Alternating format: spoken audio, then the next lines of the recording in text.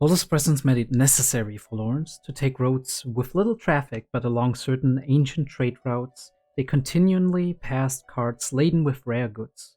Many of the textiles they saw were of particular fine quality. Despite the brisk trade, Poroson was rather modest, thanks to the habits of its residents. The wealth of commerce provided for a magnificent wall around the town, but the buildings within it were of humble stone construction, the roofs thatched with straw. It's true that wherever goods and people intersect, money will be left behind and the area will prosper. But Poroson's circumstances were slightly different. The residents were all highly devout and gave most of their money to the church. Furthermore, Poroson was not the holding of a particular nation, but rather the religious capital of Reuvenhagen, to the northwest, so tithes did not stay in the town's own church, but instead flowed to the larger city. In fact, the church offices managed land taxes as well, so Poroson did not even control its own tax revenue. The residents of the town had no interest in anything beyond their own humble lives. When a bell sounded through the morning haze, the workers in the fields paused in their labors and turned to face the sound, putting their hands together and closing their eyes. In a typical town at this hour, red-faced merchants would be busy jockeying for positions in the town square, but here there was no such rude commotion. Not wanting to intrude upon the residents' prayers, Lawrence stopped his cart's horse. Then putting his hands together, he offered a prayer to his own god. The bell rang a second time, and when the people returned to their work, Lawrence made his cart horse walk again. Suddenly, Holo spoke. "Oh, so you're a religious man now. I'll pray to anyone who can promise me safe travels and tidy profits. I can promise you a fine harvest." Holo faced Lawrence as he glanced at her out of the corner of his eye. "You want me to pray to you, then?" Holo knew and hated the loneliness felt by gods. Lawrence believed she couldn't possibly be serious, but he ventured to ask. He suspected she was joking with him out of boredom. As expected, her reply came in a purposefully sweet voice. "Yes, I certainly do." What shall I pray for, then?" asked Lawrence, by now used to this sort of treatment from Holo. "Whatever you like. I can provide a bountiful harvest, naturally, but safe travels are also no problem for me. I can predict the weather, the winds and rain, and tell whether spring water is good or bad, and I'm just the thing for getting rid of wolves and wild dogs." She sounded like a village youth extolling his virtues to a merchant guild, but Lawrence thought for a moment before answering. "I suppose safe travels would be worth praying for." "They would they not?" answered Holo with a self-satisfied smile, inclining her head slightly. Seeing her carefree, innocent smile, Lawrence wondered whether she wasn't simply trying to praise her own abilities over the god of the church. Every once in a while, Holo exhibited a certain childishness. "Well, I suppose I'll ask for safe travels then. It would be heartening to be able to avoid wolves." "Safe travels, is it?" "Indeed." Lawrence tugged on the reins to avoid the donkey grazing on the grass. The gateway to the town's walls would be upon them soon. The end of a line of people waiting for inspection was visible even in the morning mist. Though the entire town was part of the church, many merchants came to it from pagan lands, so Poroson was remarkably accommodating. Its inspection of goods was much stricter than its inspection of people. Lawrence was considering the tax likely to be levied on the pepper he carried when he became aware of someone looking at him from the side. There was only Holo. "What? Is that all?" Her voice sounded slightly irritated. "I'm asking if all you require is safe travel." Staring blankly at Holo for a moment, Lawrence realized what she was talking about. "What, you wanted me to put my hands together and pray?" "Don't be ridiculous," she said, with a vexed glare. "I'm guaranteeing you safe travel. Surely you don't think that a single useless prayer is compensation enough?" Lawrence's mind turned like a water wheel as he arrived at the obvious conclusion. "Aha, you want an offering." Holo gave a self-satisfied chuckle. "What do you want?" "Dried mutton." Of course, mutton. You gorged yourself on the stuff yesterday. It must have been a week's worth that you ate. I've always room for mutton." I'll stop it here, right? I told you I'm gonna start with some excerpts and whatnot last time, and here we are. That was actually a part that was before we actually met Nora in last week's episodes, plural. This week's episodes are a little bit later. I have two other excerpts that I'm probably gonna read later on, which are gonna be, first of all, the meeting with Nora, which I find very interesting and poignant to actually do that. And then we can maybe move on to something that is a little bit more current and a little bit more in line with what we had earlier. I'd say we get into episode 9 and talk a little bit about it. And then we'll do the excerpt with Nora, and then we'll move on to the rest of the stuff, right? Episode 10, and then the excerpt, which is actually more common, more recent to what we have right here. Let's get episode 7 on the screen. We have a little bit of talking. We don't need to go through that, right? We do see that the kind of the association leader and him have some kind of rapport, and he really likes him, supposedly, at the very least. The way he's talking to him does suggest that, although we need to be careful because he is a merchant as well, right? So he is used to actually making people maybe believe that he's good with them and whatnot. But we see later that he actually has a lot of care for Lawrence. He just can't provide any assistance in that particular case because, yeah, he's got responsibilities to be somewhat neutral to everybody and stick to the rules, not make exceptions for people. Which is like, yeah, I mean, that's how it is. Again, I do love these shots of the town. The way we draw the walls, the way we draw, like, also with like a couple of exceptions, the unity of the color of the rooftops and all of that stuff. That's how it was back then, right? Every rooftop had the same color somewhat. And we do see, I noticed that later actually in episode 10 even, I think, that we do have this little inner wall, almost like some kind of castle or whatnot, which is protecting the town square and also the church itself. So I do assume it not only is it probably very useful if the town ever gets besieged, that we do have multiple levels here, right? And the people who are important, the goods that are important, all the things that are worth more protecting are on the inside, right? And can be protected with an additional wall, even if like an outside wall here falls. And I do assume that probably as the town keeps growing, right, we do have maybe some villages nearby, and they keep growing, and then maybe at some point they're going to be part of the town, and then we can build another wall around that in order to protect that even more. But it also centralizes kind of what position the church has in this area, right? What kind of importance it has in the daily lives of everybody. Because if you look at that, I'm sure there's like a couple of like smaller chapels around, so people don't have to go in the middle of the town every time when they actually want to go to mass or something. But I'm sure that this is like the center, right? If there's ever like festivals happening, if there's like holidays, right, like religious holidays, stuff like that, it's gonna be celebrated right there in the cathedral. And the cathedral is the central point of the entire town, and all of the trade, all of the things that are going on here, they're going through there, right? They're going through this inner city where, like, we see that later on for a very short period, and also the last episode, that the church is right in front of the town square, right? And the town square has all kinds of shops, and it also has all kinds of markets. Yeah, and all the big trading companies are probably located centrally within, right, that very area just around the church. So the church has a very quick and very easy overview over everything that's going on in this town because they have the top position. Yeah. Beautiful cathedrals. You see them often, like here in Germany. It's very easy to assume this is how it naturally is, right? Just to be like, this is normal. But you don't see them as often in other countries, and especially outside of Europe, which is very interesting.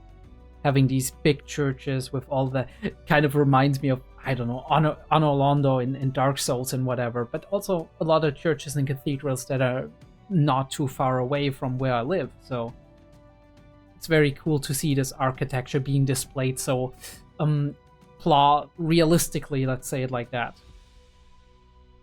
Talked about the intro, and we're having more familiarity, more flirting, more whatever, right?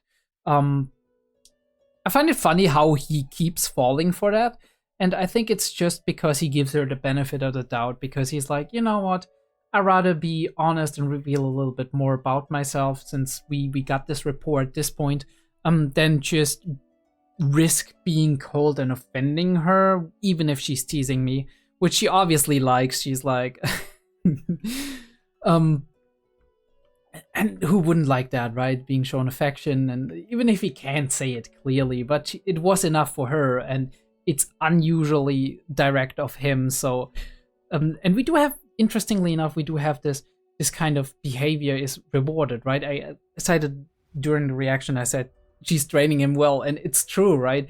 Whenever something like this happens, that might be a little bit embarrassing for him, or him just kind of lowering his position or giving her an olive branch, right? In terms of like getting over his pride, getting over his embarrassment and whatever, and just being honest. Whenever he does that, she is kind of affectionate. And that trains you, right? Especially if you care about the person, it keeps giving you positive reinforcement. It's gonna make this relationship more honest down the line. It's gonna make it more intimate. It's gonna make it a lot more friendly. Let's put it like that. Let's say friendly. Yeah, right here. Right? We do have the direct rewards. We do have the close contact. But she's using this, right? She's turning it around and being like, oh, it's all the same, right? You talk a big game, but I wish they would show it, right?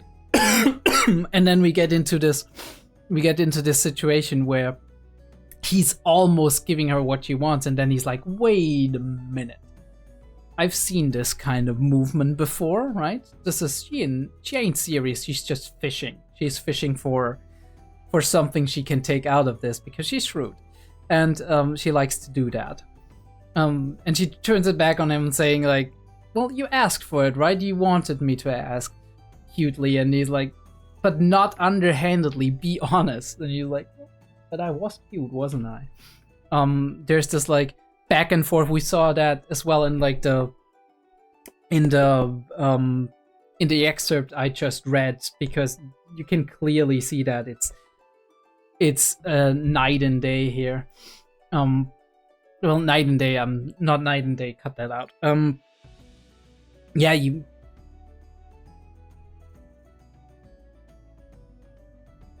can clearly see that as like a repeating pattern that's gonna show itself over and over again, and it's gonna get more and more frequent as we go on. It's already gotten more and more frequent, and it gets more and more playful and funny as we go on, as our bond deepens. And then we do have this little moment of like, I'm kind of angry with you, not really, but kind of embarrassed and also angry, and I'm kind of trying to show you the cold shoulder in order to make you realize that. But she's not taking the bait. She's like, come on, are you really angry? Please, come on, I was just kidding. And if you can handle that, that's nice and fun. And if she knows her limits and how far she can go and how far she shouldn't go, that's okay. And she does at this point. And once again, he forgives her, and she's immediately rewarding him with the with the lute hand holding. Holy shit, censor that out. Holy fuck. Showing something like this on TV, I can't believe you. We do see a quick nice out of focus like nice shot in terms of like the focus. We do see the relationship between Nora and the church, which is insane. If we see how at first I actually thought that, did we hide the subtitle? Oh yeah, all right. I didn't know how to hide the subtitles. Anyway, how they are using her basically, but at the same time, this is so insane because they're profiting from her, right? And I'm sure like a lot of those corrupt people, they're gonna be fine with that. making money off of her back, paying her very little, but also they're continuously testing her because they think she's some kind of heretic or like pagan that they need to kind of expose. It kind of reminds me of the witch trials, right, where you did kind of torture somebody until they confessed, and then right, and they said you were saying like stuff like it's unnatural, right, that they were able to do this, or that they were able to survive whatever, right? And whenever somebody didn't confess, it was a sign that they were a witch, and if they did confess, it was also a sign that they were a witch, and in both cases they're gonna get burned, which is insane logic, but this is how fundamentalist ideologies work, right? It's all, every information that comes in can be twisted and framed to benefit you. And this is where you see that framing comes into the picture, right? Because framing is a very powerful tool in displaying things the way you want it to be seen, in a way that benefits you personally. We do have profits on the horizon. We go into this company and we realize, something is kind of weird, right? Like it's all barren, it's all lost. People react weirdly to us. We had that in the last episode already, and we find out why that is the case, right? Lawrence got actively betrayed, right? They pushed the debt onto him either because they already knew when he was kind of low-key blackmailing them to give him more of a forward payment, right? In terms of like the debt he was taking on. The wares he was actually getting without actively paying anything. Either they knew it right away in this moment already, or they knew it shortly after, and they were like, all right, we would have made like possibly big losses or whatever, but we're good. And it's also kind of a little bit Lawrence being, on the one hand, being greedy, but also on the other hand, Lawrence being not greedy enough, because if he was more greedy, if he was more obviously and directly greedy, he would have taken money, right? He would have taken higher payment, or he would have taken some other kind of benefit. But he didn't. The only benefit he took was give me more wares on like my good word, right? On the promise that I will sell them. And then we're gonna move on with that, right? And in that case, they wouldn't have made a lot of losses, right? Maybe they would have paid like the premium price for it, right? Or he would have paid a lower price for it than they actually wanted to get out of him. But either way, he would have sold more wares. They would have been fine with all of that, and it would have worked out. But the way this worked, at some point in the chain, they got to know that the Northern campaigns were not happening, and suddenly the price of the armor fell immediately, right? And it was basically worthless, and they were like, we are so lucky, right? Because he paid the normal price for it, and now we can just push the debt onto this other company he's gonna sell to, and it's not our problem anymore, right?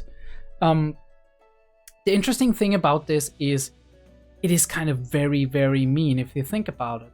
I mean, obviously they're saving their own skin, but at the same time, he should have expected this, because this is the crook company that actually wanted to get more money out of him, right? That we're gonna betray them with an uneven table, right? That is kind of cheating in terms of like how they weight their wares and whatnot. He should have realized that maybe they would betray him down the line, and that blackmailing a company like this, they probably would bite back and be like, you know what, we find a way to kind of just pull one over, right? Pull the rug right under you.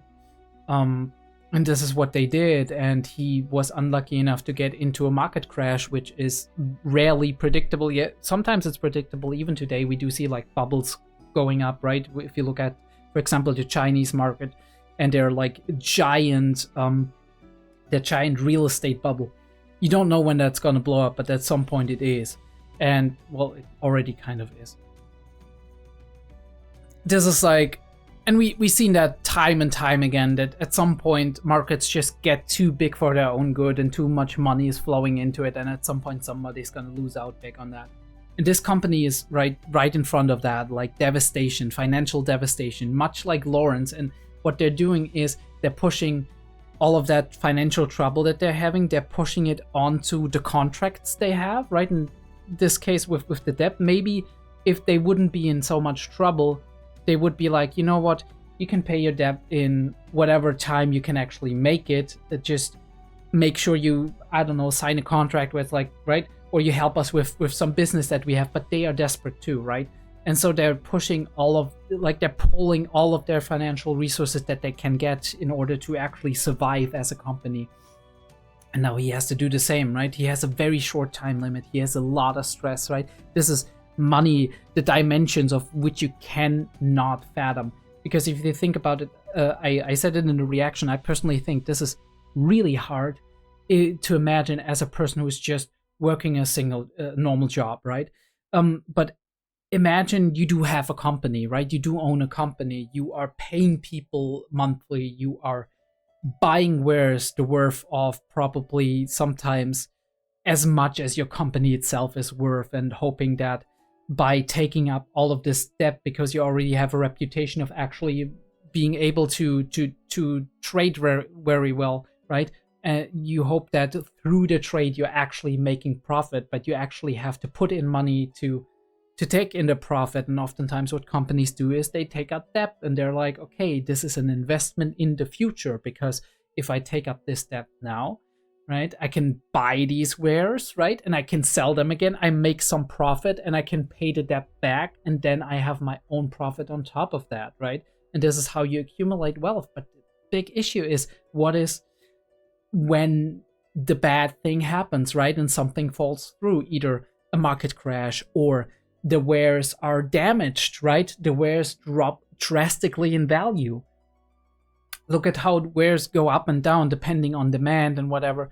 We can liken this to something like the armors and the shortage and whatever, right? The war was happening every year. This is why Lawrence counted on it. He was like, this is safe business. The war's going to happen every year, right? The northern campaigns are going to go on in winter. They're going to need armor, and there's going to be high demand for it.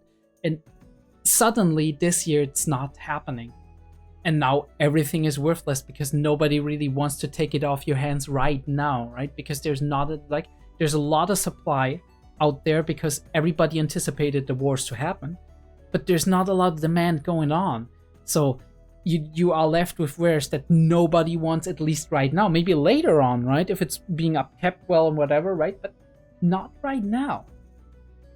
It's the same with, like, if you look at semiconductors, like, let's spin that for a second, where we do have like a monopoly or an almost monopoly on semiconductors and a very high demand. And one of the companies that produces them, that happened during the pandemic, had a major incident. I think there was, first of all, there was the pandemic itself, and then there was like there was a fire in one of the big factories, and then suddenly the supply chain that provides 1/3 of the world with semiconductors is suddenly not there anymore. And what's happening is that all of these people that need those semiconductors, even like for cars and like trucks and whatever, they started pulling out all the amateurs out of the trucks again because they needed it for something that sells better, right? And there's an extreme shortage, and then the prices flare up because you have stuff like SSDs and other like memory, RAM, whatever. All of that price hikes suddenly, and then we start producing, if we can, right? Because for a while the prices were super high. We start producing, and suddenly we meet the demand again, and suddenly demand, for whatever reason, right? Suddenly we do have a change in technology or whatever, or maybe a financial crisis where people don't have as much money, and suddenly the demand drops, and boom, you have a lot of wares that have very little that you can actually but not, there's more wares than there's demand for them, and suddenly the price drops extremely. And then people who might, right, because you want to still get rid of that, right? This product has a limited shelf life, even though the shelf life is relatively long, right? But this is how economy works, and this is how you can get burned really easily. And now imagine you are in a situation that you've put like probably 80% of the value of your company, right? In this case, Lawrence's company is just himself, and Holo, but right, you put that onto some wares that you were expecting to at least break even on, and suddenly you have so much debt based on that, and now you're in trouble. Now all of your life, right? Because what happens if you can't pay your debts? These days there's methods, right? There's social systems that help us. but especially back in the day, right, you were solely responsible for that. I mean, he went to the company, right? He went to the association. He was like, this is fine. I'm going to talk to my people. And his people were like, you know, we'll talk about that in a second. His people were like, you know, I would like to help you, but in the case where you actually make a miscalculation, right? This is a wager you put yourself into, right? There's no injury. There's no like unforeseen things that don't have anything to do with business, right? Robbery, injury, whatever. We help you in those cases. We're there for you. This is your safety net, but we're not gonna insure you in case you make a bad business deal. That's your own problem. And he's in deep shit, right? They can't pay for him. Maybe they can give him a little advice, but that's about all they can do. And now his entire livelihood is on the is on the line. It's not only just him being able to buy food for himself, right? He needs to keep doing that, right? And to pay back these debts and not have any capital, because this is really difficult because he's a merchant. He's already maybe better off, right?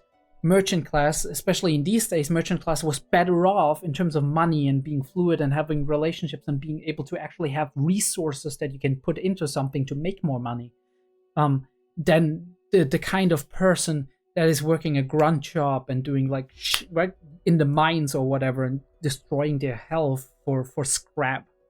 And you need to work like 10 years. He said that you need to work 10 years to actually make good on that. This is life ruining, right? This is devastating.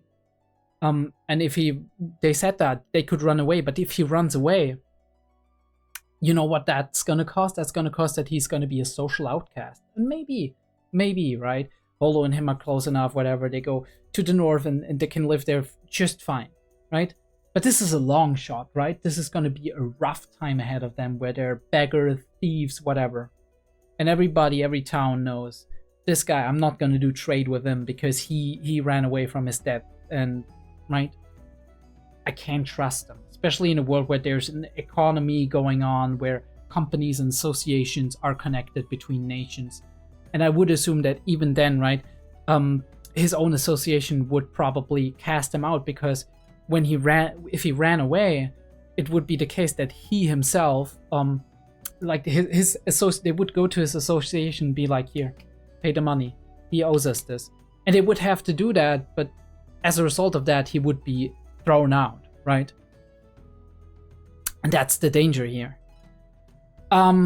Business partners, very funny. She wanted him to say they're lovers, which is a big step because we are getting in to the point that we can confidently say that, right? Confidently say that even if we're lying about it.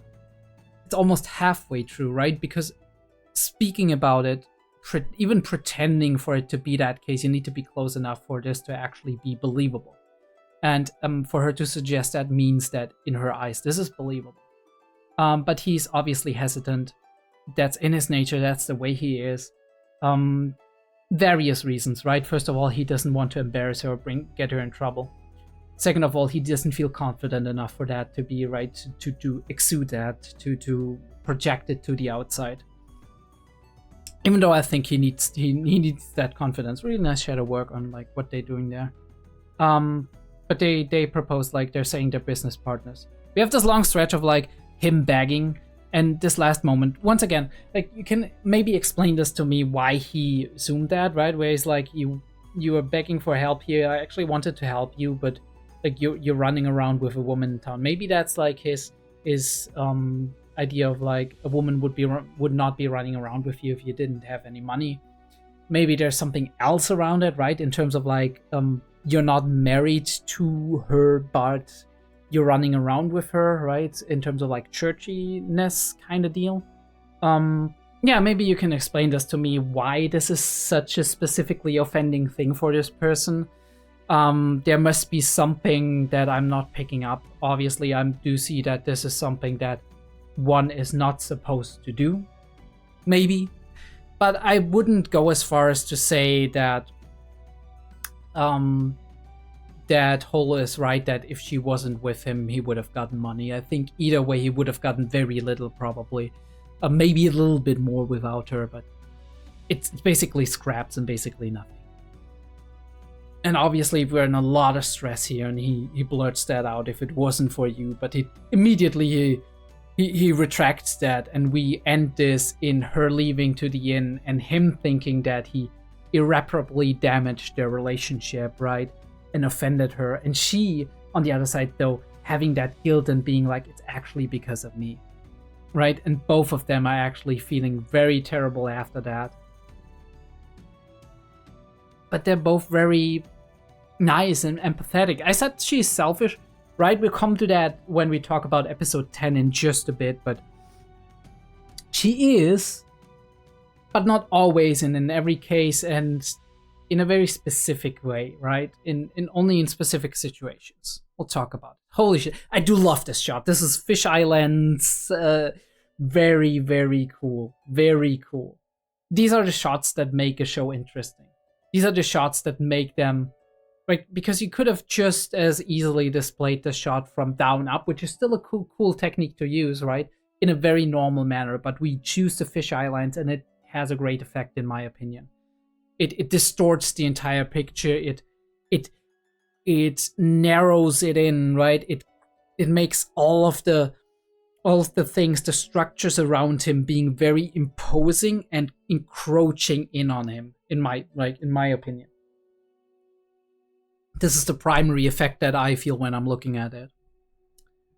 But yeah, cool episode. We're gonna go into the excerpt, number two. I don't know how far I'm gonna read this. And then we're gonna jump into episode 10, talk about that for a second or two. Alright, this is the meeting with Nora, or at least very close to the meeting with Nora. Polo nodded silently as Lawrence took up the reins. The wagon traveled along the thin road through the plains, and at length, white dots that might have been sheep became visible in the distance. Polo's irritated expression remained. Lawrence noticed when he stole a glance at her, and the sharp-eyed wolf girl seemed to notice. She sniffed, twisting her lip. I've despised shepherds longer than you've been alive. Getting along with them now is impossible, she said, sighing as she looked down. There's all that delicious meat just walking about, but imagine just having to look at it, never tasting it. You'd hate them too, would you not? Her somber tone was amusing, but it was clear that she was in fact very serious, so Lawrence made an effort to keep a straight face as he looked ahead. They had now gotten close enough to the flock of sheep that Lawrence could tell one from another. The sheep were grouped closely together, so it was hard to be sure of the precise number, but it was a score, certainly, that roamed lazily across the grass, chewing away placidly. Of course, it was not only sheep on the plains. Polo's nemesis, the shepherd, was there as well, accompanied by a sheepdog. The shepherd wore a robe the color of dry grass, and he had a horn fixed at the waist with a misty grey sash. He also carried a staff longer than he was tall, with a palm-sized bell affixed to the top. A black-furred sheepdog paced to and fro about its master, as if keeping guard. Its long fur made it seem like a tongue of black flame as it sprinted across the plains. It was said that there were two things travelers needed to be careful of when encountering a shepherd on their travels. The first was not to offend the shepherd. The second was to make sure the shepherd's robe did not conceal a demon. The shepherds who wandered the vast plains with naught but sheepdogs for company evoked such strange warnings because their lives were even lonelier than those of traveling merchants. They were often seen as nearly inhuman. Leading their flocks across the plains alone, controlling the animals with nothing but staff and horn in hand. It was easy to imagine shepherds as some kind of pagan sorcerers. Some said that meeting a shepherd while traveling ensured protection from accidents for a week, thanks to the spirits of the land. Others said that shepherds were demons in disguise, and if you let your guard down, they would imprison your soul within one of the sheep they tended. Very interesting what's coming up, right? These like folk tales and rumors and whatnot. For his part, Lawrence found nothing strange in these beliefs. Shepherds were mysterious enough to warrant such ideas. He raised his hand and waved it thrice in a way that had become ritual for greeting shepherds, and he was relieved to see the shepherd raise and lower his staff 4 times in the traditional fashion. At the very least, this shepherd was not a ghost. This first barrier had been cleared, but the real test would come when he got closer and could ascertain whether or not the shepherd was a demon in disguise. "I am Lawrence, a traveling merchant. This is my companion, Hole," declared Lawrence by the way of introduction once he got close enough to make out the patchwork of the shepherd's cloak and brought his horse to a stop. The shepherd was rather small of stature, only a bit taller than Holo. While Lawrence talked, the dog that had been rounding up the sheep came trotting over to its master, sitting beside the shepherd like a faithful knight. Grey eyes tinged with blue steadily scrutinized Lawrence and Holo. The shepherd was silent. "I have come by this road and met you by the grace of God, and if you are a good shepherd and true, you'll be well met." A true shepherd would be able to prove himself with the traditional hymn and dance of his kind. The shepherd nodded slowly and planted his staff directly in front of him. Lawrence found himself surprised at the shepherd's small, slender hand, but he was even more surprised at what came next. "By the blessing of God in the heavens," the voice that intoned the shepherd's hymn was that of a young girl's. "By the protection of the spirits of the land." Moving her staff with skill, the shepherdess drew an arrow in the dirt with a practiced ease, and then, starting from the tip of the arrow, inscribed a circle around herself counterclockwise. "The word of God is carried on the wind, and the blessing of the spirits of the land inhabit the very grass eaten by the lamb." Once her circle reached the tip of the arrow, she began to stamp her feet in the earth. The lambs are led by the shepherd, and the shepherd by God. Finally, she held her staff still, aligned with the tip of the arrow in the earth.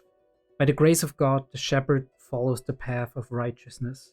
No matter of the country, the shepherd's hymn was always the same. It was not the habit of the shepherds to associate the way craftsmen or merchants did, but it was no exaggeration to say that the hymn and its dance were universal.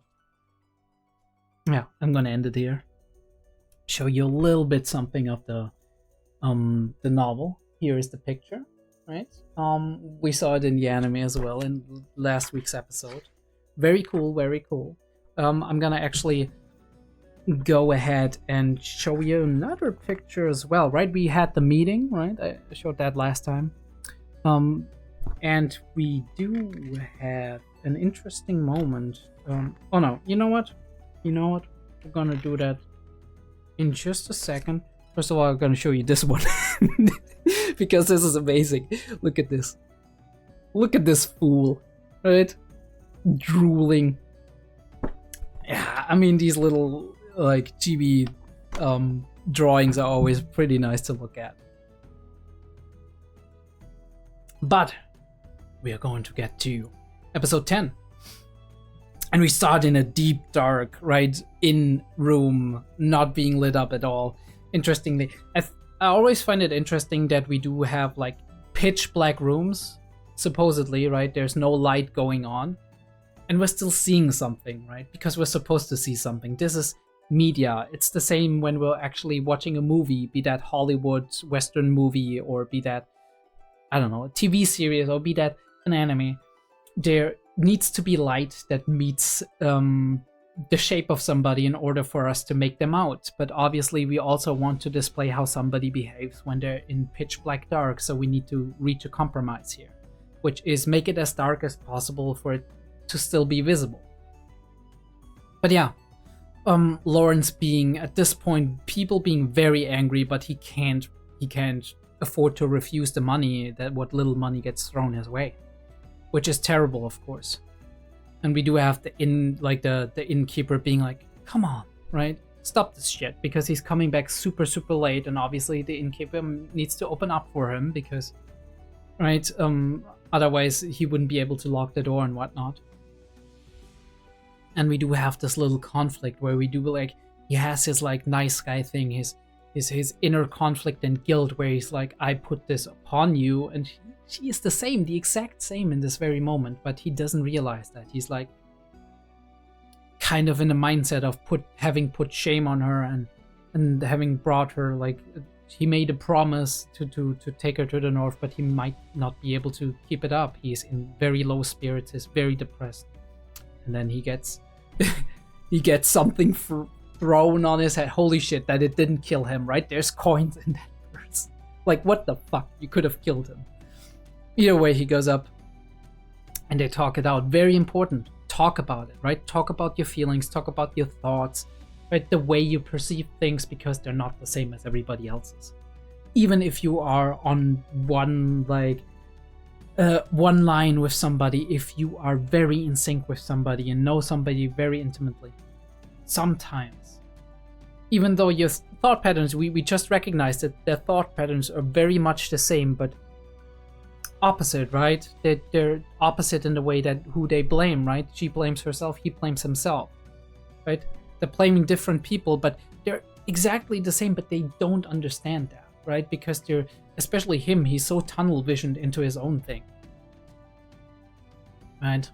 And for her, that is something very upsetting, that, right? Look at that face, for him being like, all right, I wanted to give you money so you can travel without me, because that would imply that she is abandoning him, right? That she is choosing her quest to go north over him, which at this point is very interesting and setting a new bar for their relationship, because she expresses that this is not the case, right? She expresses that, no, I care about you more than like my long-term goal of getting north. Even tears in her eyes, and she's blaming herself.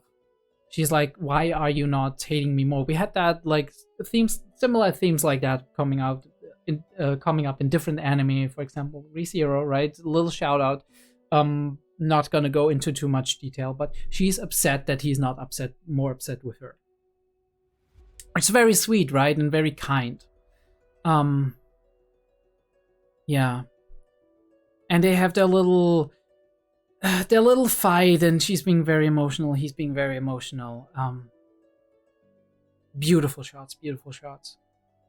But they stop it here, because, right, we do have almost escalation, and she trips back, because probably also because she's never done that in a human form and not used to it, and he catches her, and then we're like very close to one another, and all the energy is gone, right? The energy from like the anger and the pain and whatever, it's gone, it went out.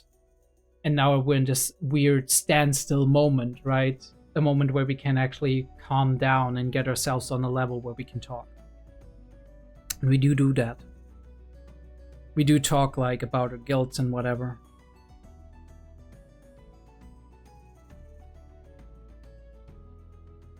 And he's talking about how he saw the situation, right? He thought he couldn't take it back.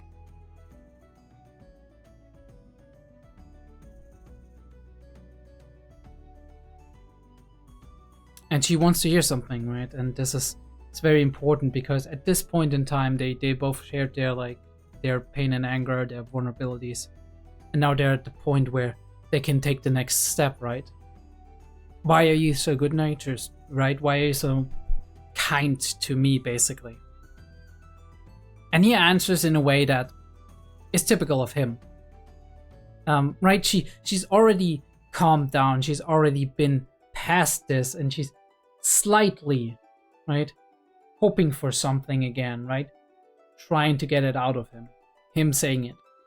And he's like, but attributing it to himself, because first of all, he's tense, and second of all, he's too much focused on not putting a burden onto her, I think, because he still doesn't see himself worthy, right? And she gets angry, but she tells him exactly why she gets angry. She's like, even if you lie, you should be saying this in that moment, because this would have been the perfect moment to say it. Right? How many other people would refrain from saying that? Right? Because in this moment, you could woo me easily. This is what she's basically saying. She's been like, listen to me. I know where you have Elriz. Oh, holy shit. But this is also partially why she likes him, because he's such a nice guy, actually. Being a nice guy doesn't always help, right? I mean, being nasty, being an asshole, that doesn't help you either, in most cases. But sometimes you gotta know a chance and when to take it. But this is the least thing on his mind at this moment because there's so much stress and dread and existential dread, right? And she's like, I wish to hear it. Say it. And she's fine with pretending because at the very least, first of all, she knows that if he actually had the mind to say so, he would have probably said it, right? He would have probably said it because he means it that way. And hearing it also sometimes, even if it's just upon a prompt and artificially created, depending on how it sounds while you're saying it, it can be less and more or more sincere. And I do truly believe, and the way she picks it up is also that there is some truth behind that, even if he wouldn't say that himself, because he would see, for him it would seem presumptuous to do so. And they have their little moment of reconciliation, of like intimacy, and now we're feeling good again, and now we can think about what can we actually do with this terrible situation that.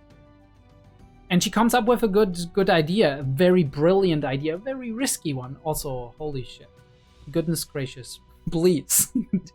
I can only take so much. But yeah, she comes up with a very good idea that is very risky and depends heavily on everybody playing along. But they gamble on that because they know this company is about to fail. This company is very close to failing, and they themselves are in very, very desperate need. And since there's so much desperation going on, desperation, by the way, I said it in the reaction, desperation is not a good advisor. Desperation might make you somewhat creative sometimes, but it also narrows your field of vision, right? If you have a lot of stress, a lot of desperation, you're tunnel visioning, right? You can tunnel vision very easily, and then creativity goes out the window. That's the same reason why oftentimes if you see any artistic project, or especially if you look at like video games, for example, there is a reason why deadlines are a killer to creativity on a video game, and why sometimes you start out with a really good concept and then the deadline gets closer, and like unrealistic deadlines keep getting set and you completely ruin the development of a game because of that, right? Because it kills creativity. You can't be creative if you're under so much stress and well, you can be, but it becomes less likely, it becomes more likely that you tunnel vision, that you start that dread and whatever. It's not a good advisor, but at the same time, this is what they needed in that moment, right? For the company, right, to be that desperate to take up their offer because they had a creative idea. And I do believe that this only came to be, first of all, because Holo had the idea and she was not the one whose existence was literally threatened here, even if it was super important to her and she felt really guilty about it.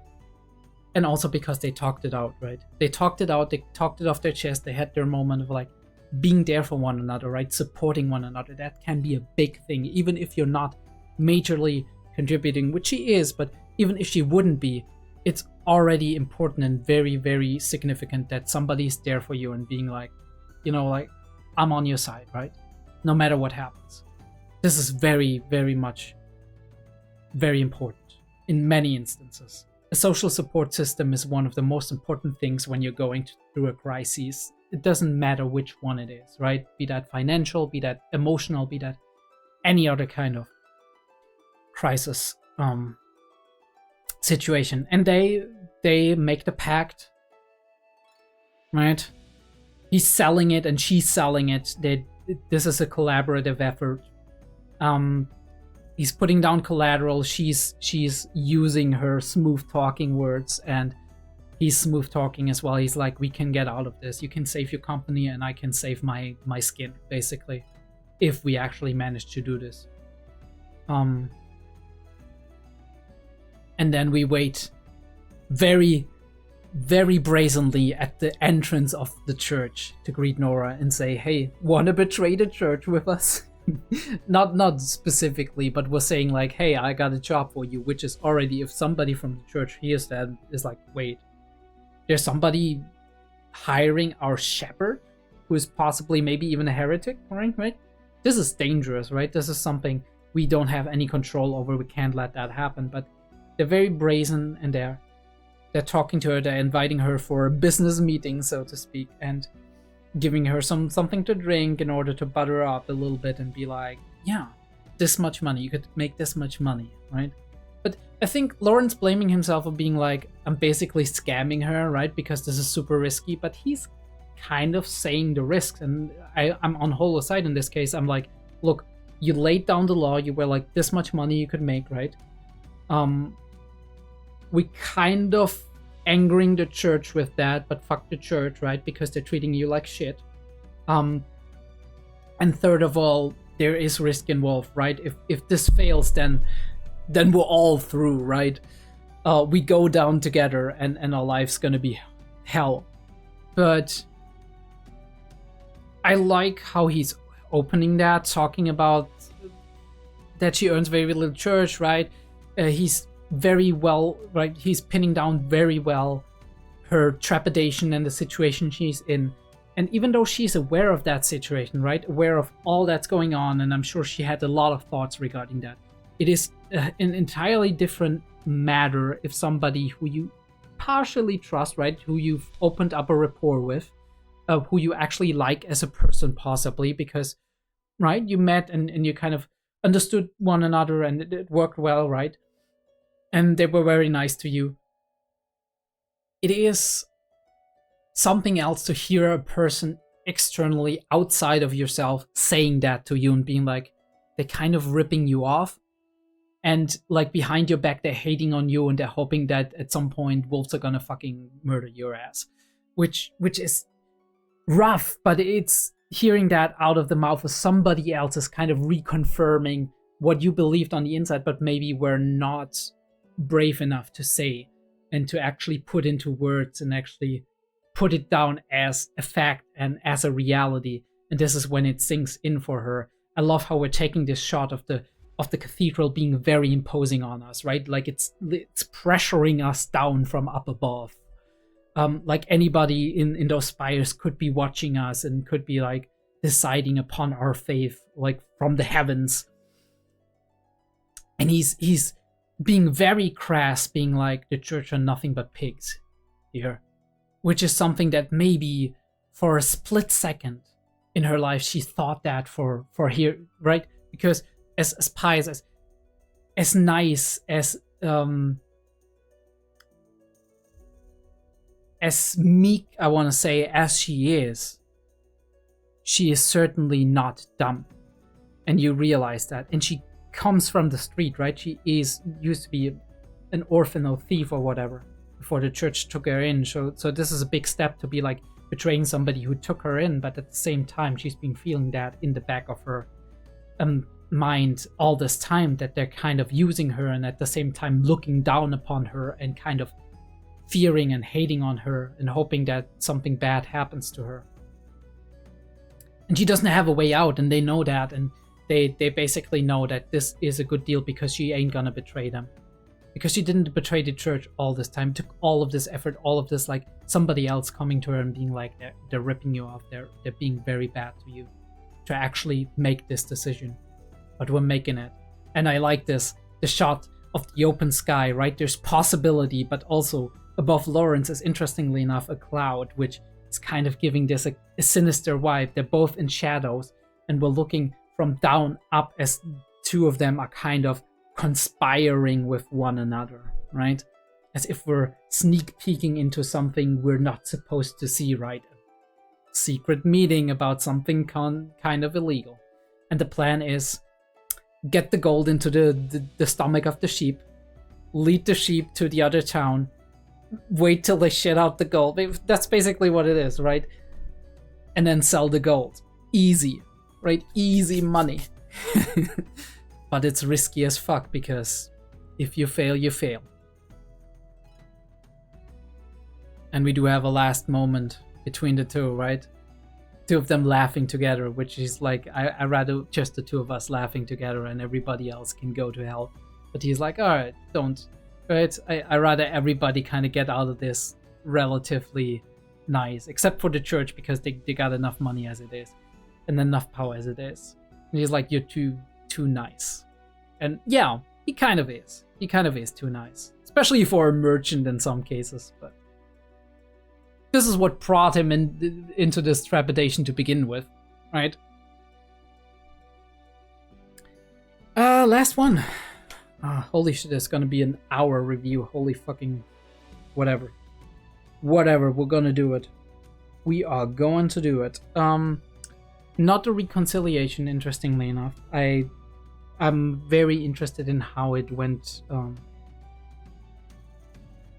Alright, this is a couple of excerpts. We're gonna jump a little bit here and there. First, we start out when he gets the news, right? And we had that little talk between Holo and him about like them running away possibly. This is right after. Holo would come to his rescue. That option did exist, but it wasn't something he wanted to resort to. If the situation got that bad, it meant Lawrence's place in the world was entirely gone. That was what it meant to have to leave your home, to desert your native soil. Failure left nothing behind. So what will you do now? Asked Holo in front of the inn, after they had left the wagon with the innkeeper. It was exactly what Lawrence himself wanted to ask, but he had no time for such weakness. The inn had been paid for up front, so they didn't have to immediately worry about where to sleep and stable the horse. He had a fair amount of cash on hand. It was fortune within misfortune that they wouldn't immediately lack for food and shelter. But the remaining options were few, and time is in short supply. We'll go to the guild house first. That's all we can do. We'll jump a little bit to... He's right, he talked to the guild master, he said he can't help him, right? He talked to a lot of people to try to get them to lend money, and then the last person, right? At the end of episode 9. Just as Lawrence steeled himself to ask after the master, the woman looked back over the shoulder. Flustered, she went back into the house. In her place appeared the master of the company. It has been a while, Mr. Lawrence. It has. I'm very sorry to trouble you after the market closed, but I have a favor to ask. The first couple of stops Lawrence made. He had the luxury of beginning with small talk, feigning normal business, but he no longer possessed such a luxury. As he plunged into his request, the master regarded him scornfully. I happen to hear that you've been making the rounds with your request. Yes, though it embarrasses me to say so. The ties between merchant companies in the city were strong. The master had clearly heard from one of the companies Lawrence has visited earlier. And it's a sizable amount. Is this because of the drop in armor prices, I wonder? Yes, I was naive and I made a mistake. Even if he had to grovel and throw himself on the mercy of others, Lawrence had to borrow the money. Starting penniless and raising 47 Lumion in 2 days was simply impossible. And if he was refused here, he would be turned away at the gates everywhere else. If even one of the other companies had lent to him, Lawrence felt that the others would have too, right? Chain effect. But the fact that none had offered him aid made him wonder if they all thought his recovery so impossible that they wouldn't bother lending. Merchant companies were closely connected. Once a price of information escaped, the news would be all over town in an instant. The master's tone was unchanged and cold. A naive mistake? I suppose it was that. This was something that it didn't take to the skill of a merchant used to discerning others' feelings to grasp. This was not the tone of a man prepared to lend money. The master furrowed his brow and let slip an exasperated sigh. It seemed as if he might have known that Lawrence had gotten greedy and amassed an oppressive debt by buying armor on margin. Trustworthiness was a merchant's life. If you couldn't be trusted, none would extend their hand to aid you. And your debt was your own responsibility. If you couldn't pay it back, it was your own fault. Lawrence hung his head, feeling the strength drain from him like so much water. The master continued speaking. Yet only the gods can predict the sudden fall in price. It's unfair to rebuke you for being unable to do so. Lawrence looked up in spite of himself. He saw a glimmer of hope. If he would get a loan here, it would be easier to get loans from others, and his skill as a traveling merchant would be acknowledged to a degree. If he promised to pay it back with interest, he might yet save himself. Hope, he thought, dangled now before his eyes. But when he looked at the master, the face that greeted him held only scorn in its eyes. "If you're in trouble, Mr. Roland, I thought that I might be able to be of some help to you. You've helped me to turn a profit many a time. But while I'm a merchant, I also live by the teachings of God, and I need to know your sincerity." Lawrence did not understand what he was hearing, but nonetheless he frantically began to formulate an excuse when he was cut off by the particularly mercantile form of the master's speech. "You've got a woman in tow even as you make the rounds, depending on the compassion of others to lend you money? Preposterous. How far the Rowan Trade Guild has fallen."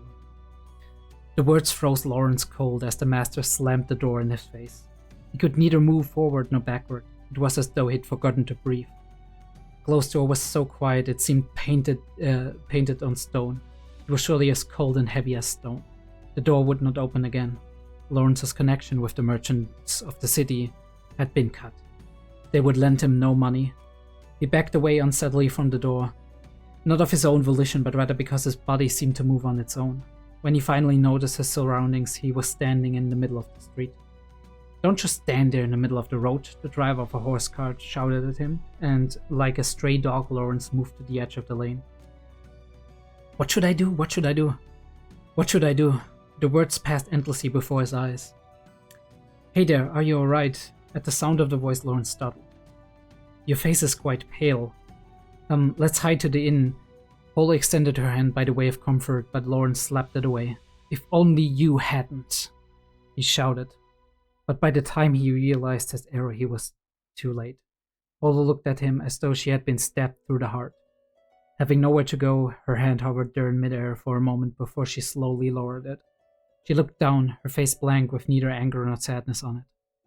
"I'm sorry," she managed in a strangled voice, but she did not offer her hand again. Lawrence could do nothing but curse himself. The sound of the appalling thing he had done pressed in on him. "I'm going back to the inn," announced Holo quietly, walking off without a second look at Lawrence. Holo could hear the conversations within the next building, so she had certainly heard Lawrence's exchange with the master. Of course she would feel responsible and want to get away. She had been worried enough about him to accompany him after all. Yet just because her actions had backfired, she hadn't lightly apologized or acted confused. Instead, she had been genuinely concerned for Lawrence. He knew it was the most appropriate response. He knew that which made his treatment of her all the more reprehensible. He couldn't find the words to speak to Olo, whose back was disappearing into the crowds, and he didn't have the courage either. Lawrence cursed himself again. The goddess of fortune existed. Lawrence wanted to punch her square in the face. Right, so we see that I was slightly wrong. He did understand very well that she blamed herself. Though I guess the extent wasn't really apparent to him. And this is where miscommunication started, because he felt him right that she would be rightfully angry at him for reacting the way he did and putting even more guilt on her. But yeah, that was episode 9 and 10 of Spice and Wolf. Very, very cool episodes too. I almost forgot. I wanted to show this to you. Didn't do it earlier because it wasn't less appropriate here. Here we do have that moment in drawing, basically. And you see it, that moment when he was like, "If it wasn't for you," and that moment of shock when he realizes it and she receives it in that way. And here we have a little bit of a preview for next episode for our to use the words of 𝔸𝕬𝕠𝕦𝕥, our wager that defies despair. I'm not gonna read like you can probably, I don't know if it was sharp enough for you to read it, but I'm not gonna read what's being quoted here, because it is obviously something that's gonna come up as a line in the next episode probably. But we are gonna see how this is gonna go and what dangers await us. Is the church gonna be like, "Oh no, you don't," and send somebody after us? Is there gonna be dangers in the woods? Mercenaries, right? Wild animals, whatever. Wolves, right? Because we do know that the regions that Nora's traveling through are very dangerous. But yeah, if you did like this review, leave me a like and subscribe. I would love to blend in more pictures, right, during my readings and whatnot. The big issue I do have with that is that it takes up a lot of time, and I probably have like half an hour left before I have to go to bed and to work tomorrow, right, very early tomorrow. Not sure if I'm actually gonna put in the pictures and yeah, wait a couple of days to release it tomorrow when I'm coming home, or if I'm actually gonna push through, work through it and actually do it this evening and do less pictures because of that. Either way, if you enjoyed it, leave me a like, subscribe to the channel for more content. I'm gonna be following Spice and Wolf closely. At the very least every 2 weeks. I don't know if I can do it every week. We have Jujutsu Kaisen going on right now. Not always, but at the moment. We do have Monster, an ongoing series that I react to as good as every week, and Bocce the Rock as well. So if this is anything for you, check it out. Check out the Discord and the Patreon with early access for all of these series and some stuff like an exclusive Spice and Wolf reactions on the Patreon for the lowest tier members as well.